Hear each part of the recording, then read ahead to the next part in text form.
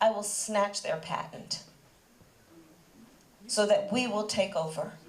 And yes, we can do that. Yes, we can do that. Yes, we can do that.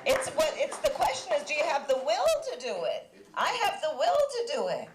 I think this was a masterclass in sticking to the script, keeping things very voter friendly, keeping the details incredibly light, and not talking about how you have to pay for it all. If Donald Trump is sort of Harry Potter in terms of the magician for his policies, this was a bit Hermione Granger. It wasn't even just about not paying for it. She said she was going to reduce the deficit despite all these giveaways as well. And I understand that's politics at this moment, but I think your point is so accurate when she was talking about all of the things that are impacting people, whether it's high prices, and we know prices have soared over this administration, unaffordability crisis in housing. I mean, house prices, the median house price is up 20% over the past 3 years. So she did a great job, I think, of changing the narrative, which is reflected so poorly on President Biden, to try and make it more optimistic about what she's going to do.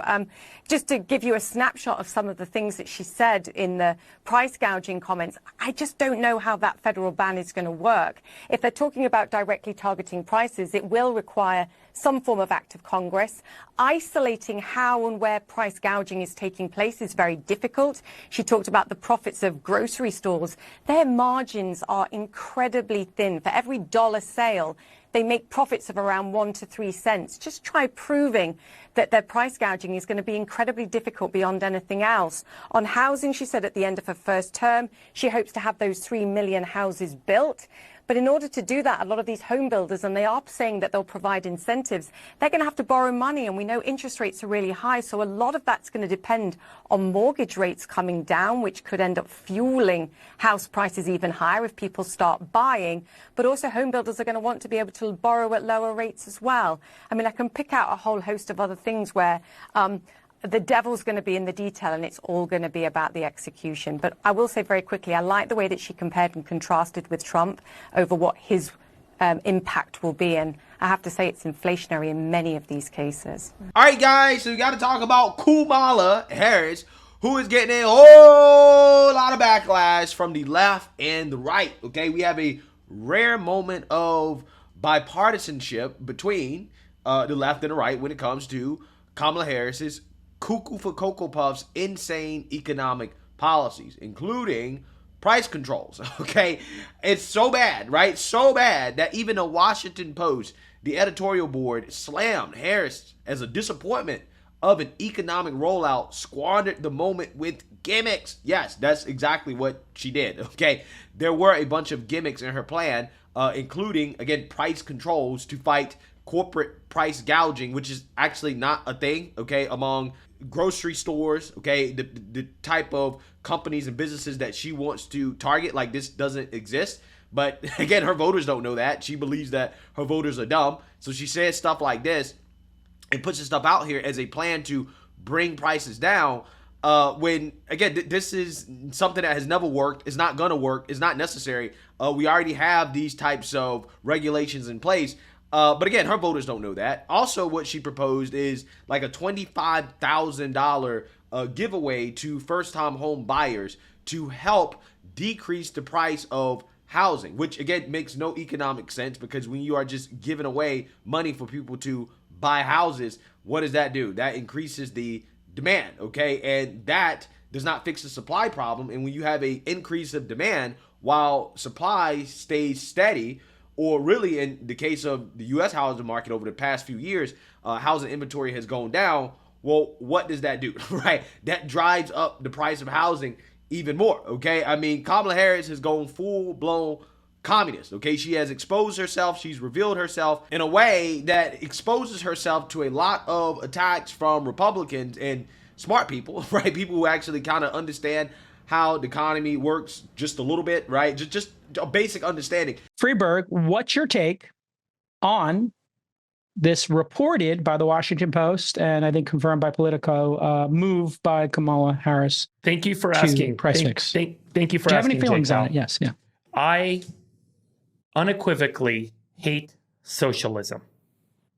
Socialism destroys innovation, destroys productivity, and destroys individual liberties.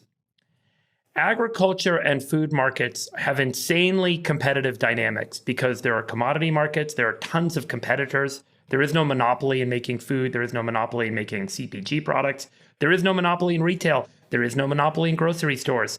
It is a small margin, highly competitive, highly fragmented, free market. And the free market works in that everyone is always competing with each other, creating new productivity improvements, and as a result, over time, prices come down, except when the government intervenes and gets involved.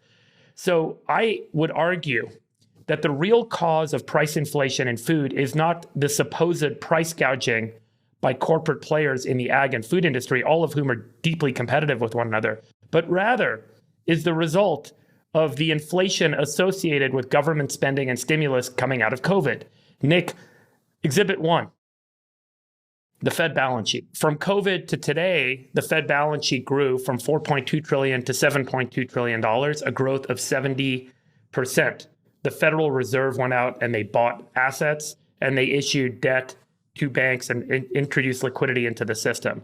If you go to the next slide, as a result, the M2 money supply increased from 15 trillion to 21 trillion since COVID, a 40% increase. Okay, so now there is more money in the system, so the cost of everything should go up, which is exactly what we've seen. We can walk through a couple of the other commodity price charts from the St. Louis Fed. Here is the price of electricity. As an example, the price of electricity has gone up a little bit less than the M2 money supply. But the truth is, when you start to actually look at ag commodity prices over time, what's happened is there was certainly a boost coming from COVID, but the competition and the challenges in overproduction in the ag markets has started to hit and started to bring prices back down. So here's the price of strawberries. Strawberries today are selling for less than they were pre-COVID. Potatoes are now back to where they were pre-COVID. Now, let me give you some statistics on some of the supposed price gouging companies in the industry. Kraft Heinz stock pre-COVID was $29 a share. Today, Kraft Heinz stock is $34 a share. 2019 revenue of $25 billion, 2023 revenue of $26 billion. EBITDA in 2019 of $6.1 billion, EBITDA in 2023 of $6.3 billion.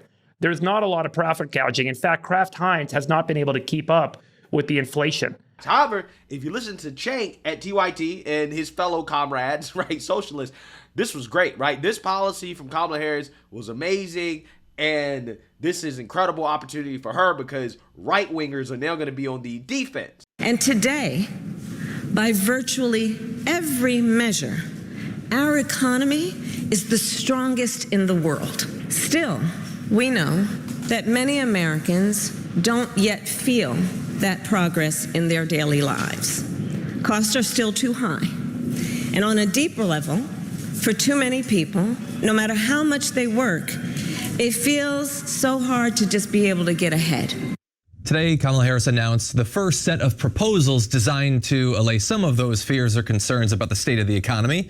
And for a number of those, we don't have a lot of specifics, but we do have some general guidelines and a few specifics that I think are worthy of discussion. Now, the first proposal that she made has to do with fighting price gouging. But all of these are very, very popular. So now that leads me to my general point, which is well played, really well played. So there's the policy and then there's the politics. In the terms of the politics, this puts Trump and the Republicans on the defensive. So they're having to say, oh, no, we shouldn't do those proposals. And what people hear is we should keep housing prices really high. We should keep drug prices really high. You should be stuck with medical debt. So when they go to make the counter argument, they're screwed. So whoever's handling strategy here for the Harris-Walz campaign, well, tip of the hat. This is good stuff. This is great stuff. On the policy end, everybody's saying this is price controls. And by the way, you know corporations are freaked out because it's not just right-wing media. All of a sudden, Washington Post columnists on cable news, on CNN, MSNBC going, this is bad. This is price controls. Wait a minute, she didn't say price controls. Because if she said price controls, I'd be out here telling you that's a bad idea. They're not wrong that price controls don't work, in my opinion. Okay, and I could have a fight with a leftist on that, but that's not fundamentally correct economic policy. It does have counterproductive. But she didn't say price controls. So I read it carefully to make sure that I understood what she was saying. And granted, like the minutia of the policy is not laid out. There's no bill yet, right? But based on what she said, she's going after price gouging and enabling the government agencies to do that. Wow, that's so radical. That already exists. Yeah, so it already exists. So I'm not entirely sure why she would create something redundant if it already exists and then say that she's doing it to fix inflation if she's not doing price controls. Okay, she is doing price controls, right? And this is what everybody is saying out loud, that, yeah, this is just straight up communism, right? But hey, Jake thinks that this is a good idea, right? It's a good idea to go full-blown communist because apparently it's going to be hard for Republicans to defend freebies, right? Freebies from the government, okay, that Kamala Harris is proposing. I believe that she put forth a $1.7 trillion freebie plan in which she wants to give away money to people in exchange for votes. But it seems to me that on some of the debates in the mainstream media, Republicans are not having a difficult time at all attacking Kamala Harris because I think personally that she has opened herself up for lines of attack. What stands out to you as the most clear and effective line of attack that we're likely going to hear from Republicans as a response? Two things. I think number one, she took a lot of far left positions during her first run in 2019 and 2020. She has, temporarily kind of moderated these through some anonymous quotes from aides saying, well, she doesn't really want to ban fracking anymore. She doesn't want to do this, doesn't want to do that. This new program that she's kind of doing is pretty far left, $25,000, price controls essentially. That's number one. But the other thing is, kind of conveniently forgot she was vice president for the last 4 years when a lot of the housing market crisis was at its worst, when inflation was at its worst. So there's a lot of memory holding that. But look, when it comes to the $25K, I mean, you just added $25,000 into every price onto every home price in the country. Because if you're giving that away essentially for free, people will add it into the price. And obviously, price controls have come under criticism from the Washington Post, Catherine Rampell, whom this channel's talked to earlier. So you're going to see a lot of that in the messaging over the next couple of days, if not weeks, as we go into the convention. Well, first thing I saw was a searing indictment of the conditions in the country. She was very effective at laying out just how hard hit the American people have been by the policies of the Biden-Harris agenda. I mean, inflation is the number one issue, food prices, housing costs, the housing shortage. All of that is absolutely true. And she and Joe Biden are in charge, and she has directly cast votes that have led to these conditions. So I don't know how she plans to separate herself from Joe Biden on this, because everything she talked about today, she has a direct hand in. The other thing that I picked up on today was this whole notion that price gouging, or gauging, as she called it, is what people are feeling. That is a total canard. This is not true. This is made up because they're trying to deflect attention from the actual inflation that has caused everything in your life to get more expensive. So they need the American people to believe something other than the truth. There is no price gouging. Grocery stores, these things, they operate on very slim profit margins. There is no gouging. There is just inflation. So to go out and say, I'm going to get the federal government involved in setting prices or capping prices or interrupting the flow of the free market economy, let me tell you something. If you like bread lines, product shortages, black markets, hoarding, if you want to recreate the happy economic conditions of The Walking Dead, Kamala Harris has a plan for you. The bottom line is the Republicans are going to be all over this. It's not smart, and it's a plan from a ticket that has no private sector experience and no interest whatsoever in taking responsibility for everything they have done to plunge the working class of the United States of America into an economic crisis. Every single Democratic administration, whether it was Clinton or Obama, and now we're seeing with Biden-Harris, you've seen there be a reckoning and a right-sizing of the metrics that affect people's lives. This is not me this is not a political ploy or game. This is just data and facts. Everyone knows that trickle-down economics never worked. Everyone knows that the Republican shtick about being better for the economy economy has never actually worked for real people. So the fact that when we go shopping at the grocery store as, regular humans with kids who are trying to feed them, we know that the prices have changed. But the fact that, they deny that is the problem and the fallacy and the disconnect from actual voters. Prices are up about 20%. Can I just respond? Yeah, Can I just respond to that? I'm going to let you respond. Prices are up about 20%. But this week, inflation was at its lowest point since 2021. So, Scott, when you hear what Aisha is saying, what is your response? Well, it's just simply not true that the economy is good right now, and it's not good from a price perspective, and it's just not good in the minds of everyday people. Look at the polls. The economic anxiety is the overriding problem in the election. It's why, among other things, that Joe Biden and Kamala Harris's administration has a mid-30s approval rating. It's food prices. It's housing costs. So to say that somehow the economy is only bad under Republicans and Joe Biden has fixed it, if that were true, if Joe Biden were the savior of this economy, he would not have been run out of town by his own party and another candidate put in at the last minute. If anything about what was just said was true, Joe Biden would still be running for president. Under Donald Trump, That's people actually felt not what I better said. So about don't their twist my own words, lives. Scott. That's not what I said. That's not what I said. I didn't say Yeah, that it is. everything is great right now. What I said is that it's better You than did. Trump.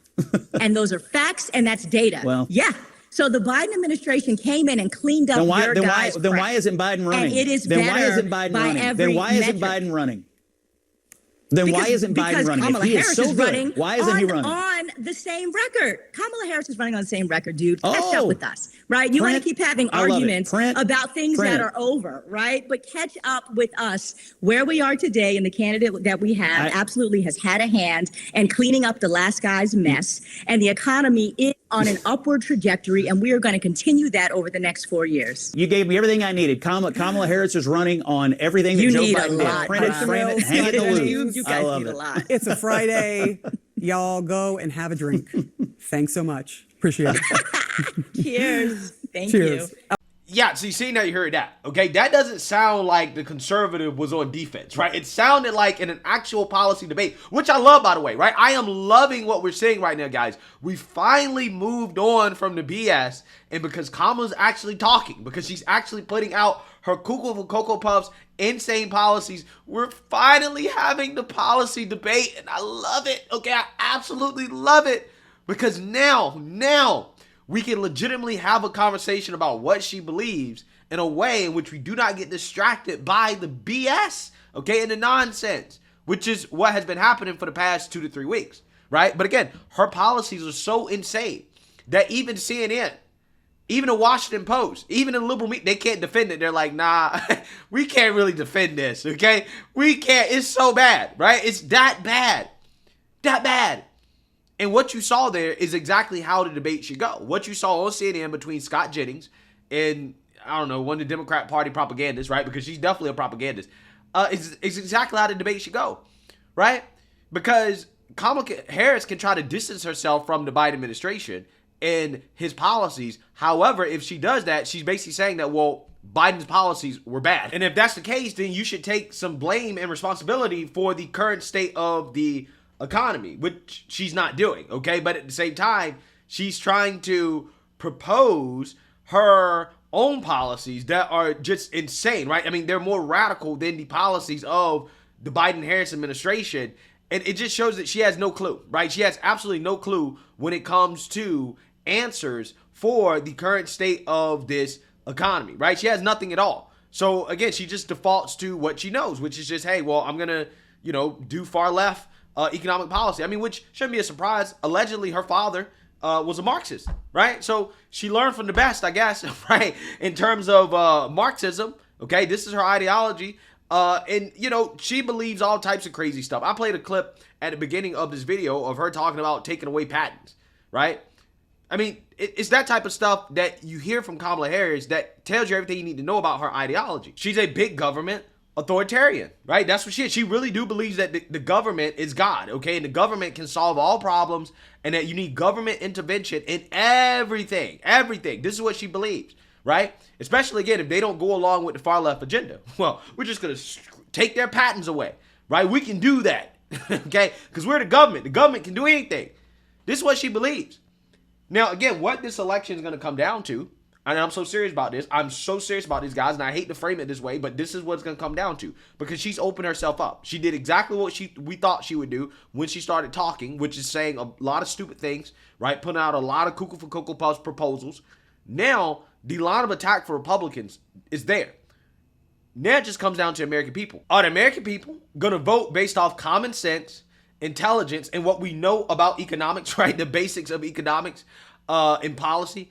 Or are they going to vote based off emotions and feelings, okay? Because the only way you can vote for Kamala Harris, knowing that her policies are literally insane, and I'm talking to you, so-called college-educated voter, indoctrinated voter, okay? If you're a so-called college-educated voter, which, Democrats do very well with, okay, compared to Republicans, how the hell can you vote for this, right? What was the point of getting a college degree if you are not aware that her policies to fix the economy and to fix inflation is just going to make the problem even worse? If you go along with this as a so-called college-educated voter, if college-educated voters line up and vote for this, this is proof and evidence that, the college system is failing, right? College has failed, okay? Fundamentally failed. If you have college-educated voters signing up to vote for this, it failed. It failed as an institution. That they're not educated, they are indoctrinated. So everybody else is not indoctrinated and that are smart, okay? Self-taught, that can understand that, hey, this is not good, okay? The history behind these types of policies. The choice is obvious, right? It's Trump. You got to vote for Trump, okay? However, if you are not so intelligent, if you are indoctrinated, you're probably going to go with Kamala Harris because, well, she's a woman. She's a so-called person of color, and this is just what I want to see, right? But again, if you vote for this, knowing that her policies are bad, then you hate the country, right? You have to hate the country, okay? I'm so serious. There should be no polls showing Kamala Harris even close to Trump when it comes to who Americans trust more on the economy. It shouldn't even be a competition after this. Shouldn't be a competition. It really wasn't a competition in the first place, but there have been some polls to suggest that the gap is closing. Yeah, that shouldn't happen, right? In fact, Trump should gain a substantial lead after this when it comes to who voters trust on the economy. He should get a huge bump. And if he doesn't, then again, that's an indictment on our education system and that we're just not educating children properly when it comes to these subjects. And again, this is why we're in the situation that we're in, okay? I'm so serious. If it wasn't for all the propaganda from the media and the fact that our education system has just failed, the Democrat Party wouldn't exist. The Democrat Party literally survives based off propaganda and ignorance, right? That is how they survive. So let me know what you guys think. Make sure you like, comment, and subscribe. Most importantly, share a Black conservative perspective. Peace.